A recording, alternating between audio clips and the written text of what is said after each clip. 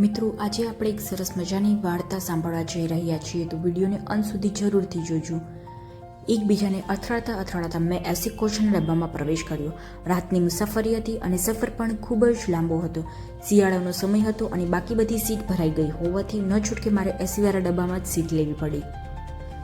બારીની બહાર અંધારું અને મારા ડબ્બામાં ઝબક ઝબક લાઇટ સિવાય કંઈ જ ન હતું. થોડી વાર પછી ટ્રેન ધીમી પડી. બીજું સ્ટેશન આવ્યું. ત્યાં જ કાળો કોટ અને મોટી સુટકેસ સાથે એક ભાઈએ પ્રવેશ કર્યો અને મારી સામેવાળી સીટ તેમની હોવાથી તેઓ ત્યાં આવીને બેસી ગયા અને ટ્રેન તેની રફતાર શરૂ કરી. થોડી વાર સુધી ટ્રેનના અવાજ સિવાય કશું સંભળાતું ન હતું. રાતના 12 વાગ્યા હતા અને મારી આદત મુજબ મને ટ્રેનમાં ઊંઘ પણ નહોતી આવતી. પેલા કોટવાળા ભાઈ પણ હજુ સૂતા ન હતા. એમના હાવભાવ પરથી લાગ્યું હતું કે તેઓ ખૂબ ચિંતામાં હતા. અજાણ્યા લોકો સાથે વાત ન કરવી એવું મમ્મીએ મને નાનપણથી જ શીખવ્યું હતું, પણ હવે તો હું મોટી થઈ ગઈ હતી અને સમજુ પણ થઈ ગઈ હતી.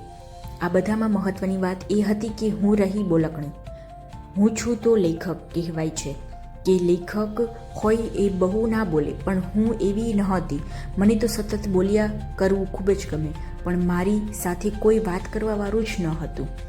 થોડી વાર ધ્યાન લગાવીને કોશિશ કરી, પણ બધું વ્યર્થ ગયું અને મારાથી બોલાઈ ગયું. હાય, હું સોનુ.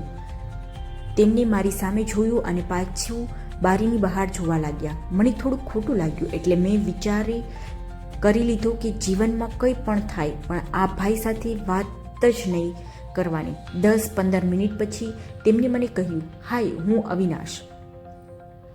મને ખોટું લાગ્યું હતું, એટલે મેં સાંભળ્યું જ ન હોય એવો વર્તાવ કર્યો. પછી તેને જ સામેથી કહ્યું, મારી જિંદગીમાં અત્યારે ખૂબ ઉતાવ ચડાવ ચાલી રહ્યા છે. હું એના જ વિચારતો હતો, એટલે હું તમને જવાબ ન દઈ શક્યો. જો તમને જરા પણ ખોટું લાગ્યું હોય તો હું દિલથી માફી માંગુ છું. આટલું સાંભળતા જ હું બોલી ગઈ કે ના, માફી ના માંગવાની હોય, હું તમારી લાગણી સમજી શકું છું. અમે બંને અડધો કલાક સુધી વાત કરી. લગભગ રાતના 1:30 થયા હતા. અમને ઊંઘ નથી આવતી, માટે વાત કરીને સમય પસાર કરવાનું વિચાર્યું. મેં વાતમાં પૂછી લીધું કે તમારી જિંદગીમાં શું ઉતાવ ચડાવ ચાલે છે. અને આ જ સાંભળતા એમને 25 મિનિટનું મૌન લીધું અને કંઈ જ પ્રતિક્રિયા વગર આંખો બંધ કરીને વિચારવા લાગ્યા. પછી મેં તેમને પૂછ્યું, અવિનાશભાઈ, શું થયું? તમે મને બેન માનીને કહી શકો છો. ત્યારે તેમણે મને કહ્યું કે મને અવિનાશ જ કહો, અવિનાશભાઈ નહીં. અને હું તમને વાત કહેત, પણ વાત બહુ લાંબી છે. હા, તો આપણી પાસે સમય છે. આપણો સ્ટોપ તો અંતમાં આવશે. તમે મને કહો ને. મેં કહ્યું.